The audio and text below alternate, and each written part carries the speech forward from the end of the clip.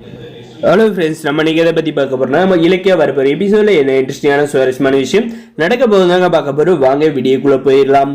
நம்முடைய இலக்கியாவும் கௌதம் போயிட்டு என்ன கார்த்தியாச்சு நீ பிரியாக்கு லவ் சொன்னது அப்படின்ற மாதிரி கேட்டதுக்கு பார்த்தீங்கன்னா இது ஒரு பெரிய பிரச்சனை நடந்ததை நம்முடைய கார்த்திக் சொன்னதும் அவங்க ரெண்டு பேரும் ஷாக் ஆகிறதோட மனசுக்குள்ள ரொம்ப சந்தோஷப்படுறாங்க. நம்ம நினைச்சது நடந்துருச்சு அப்படின்ட்டு. அப்பவுமே ஆனால் அந்த அஞ்சலி திருந்தின பாடியே இல்லையே. நம்ம கார்த்தியோட காலை பிடிச்சி கெஞ்சுவான்னு பார்த்தா கார்த்தியவே மிரட்டிட்டு போயிருக்கா. பிரியாவுமே பாவம் நமக்காக நடிக்க இப்படி சிக்கல்ல மாட்டிட்டு இருக்கா. பொதுமக்கள் முன்னாடி அசிங்கமா கேள்வி கேட்டுக்கிறா இந்த அஞ்சலி அப்படின்ற மாதிரி நினைக்கிறாங்க. அதுக்காக இவங்க போயிட்ட பாரு நம்முடைய கார்த்தி சும்மா இருப்பானா, பிரியா எனக்கு கிடைக்க மாட்டான், இந்த அஞ்சலி என் வாழ்க்கையை விட்டு விலக மாட்டான், நான் இதுக்கு மேல உலகத்துல இருந்து நிம்மதி இல்லாத இருக்கனே அப்படின்னு சொல்லிட்டு மறுபடியும் ஆல்கஹால் அருந்து ஆரம்பிக்கிறாருங்க. அவரு பார்த்தீங்கன்னா கண்டிஷனே இல்லாத அந்த அளவுக்கு குடிக்கிறாருங்க. குடிச்சுக்கிட்டு நான் ரூமை விட்டு வெளியே வராதே இருக்காங்க. நம்முடைய கௌதமும் நம்முடைய இலக்கியா ஜானகி கதவு தட்டுறாங்க. அதுக்கு நம்முடைய கார்த்தி பார்த்தீங்கன்னா குடி போதையில என்ன சொல்றாரு, எனக்கு பிரியா எனக்கு கிடைச்சே ஆகணும், அவளை நான் உயிர்கூற லவ் பண்றேன், ஆனா என் வாழ்க்கையிலேருந்து போன சனி அதை நடக்க விடுமான்னு தெரியல, நான் இதுக்கு மேல இந்த வீட்டை விட்டு வெளியே வர மாட்டேன், நான் இனிமே இப்படிதான் நீங்க என்ன சொன்னாலுமே சரி அப்படின்ற மாதிரி குடிச்சிக்கிட்டு ரூமுக்குள்ளே நம்முடைய கார்த்தி இருக்க பாருங்க.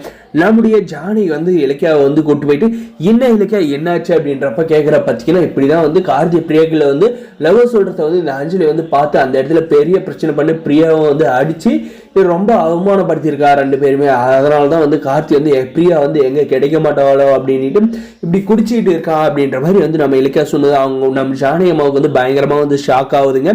இதுக்கப்புறம் நம்முடைய ஜானி அம்மா என்ன சொல்றான்னு பார்த்தீங்கன்னா, ஏன் இலக்கியா என்னுடைய மக வாழ்க்கையில் மட்டும் இப்படியெல்லாம் நடக்குது அப்படின்னு சொல்லிட்டு கேட்குறாங்க. கூடிய சீக்கிரம் பிரியாவோட வீட்டை கண்டுபிடிச்சி அவங்க வீட்டில் நம்ம நேரடியாக பேசலாம் அப்படின்ட்டு நான் உங்ககிட்ட சொல்லியிருந்தேன். அதுக்கு முன்னாடியே அந்த அஞ்சலிக்கு டிவோர்ஸ் அப்ளை பண்ணன்னு சொன்னீங்களே, சும்மா பொய் சொன்னீங்களா? இன்னுமே அந்த டிவோர்ஸ் நோட்டீஸ் அவளை போய் சேர்ந்து இருந்துச்சுன்னா கண்டிப்பாக என் மகனை இப்படி பண்ணியிருக்க மாட்டா.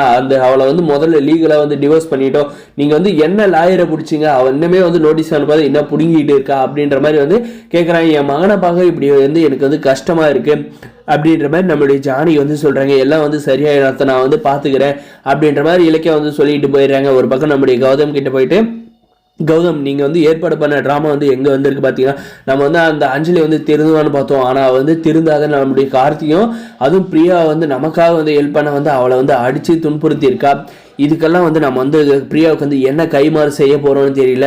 அதுவும் போக கார்த்தி பிரியா மேல உயிரே வச்சுக்கிட்டு இருக்கா. அந்த அஞ்சலி திருந்துற மாதிரி தெரியல. பேசாத நானே சொல்றேன், அந்த அஞ்சலி என் மாமா பொண்ணா இருந்தாலும் அவ இந்த வீட்டுக்கு தேவையில்லை. கார்த்தி இப்படி குடிச்சிக்கிட்டு இருக்கிறத எனக்கு என்னால பார்த்துட்டு சும்மா இருக்க முடியல.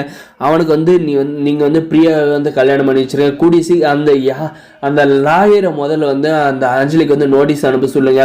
அப்பதான் அவ வழிக்கு வருவா. அப்படி இல்லைன்னா அவளை அப்படியே டிவோர்ஸ் பண்ணிட்டு பிரியாவோட வீட்டில் பேசி பிரியாவுக்கும் கார்த்திக் கல்யாணம் பண்ணி வச்சுதான் அவன் வாழ்க்கையிலேயே நல்லா இருப்பான்.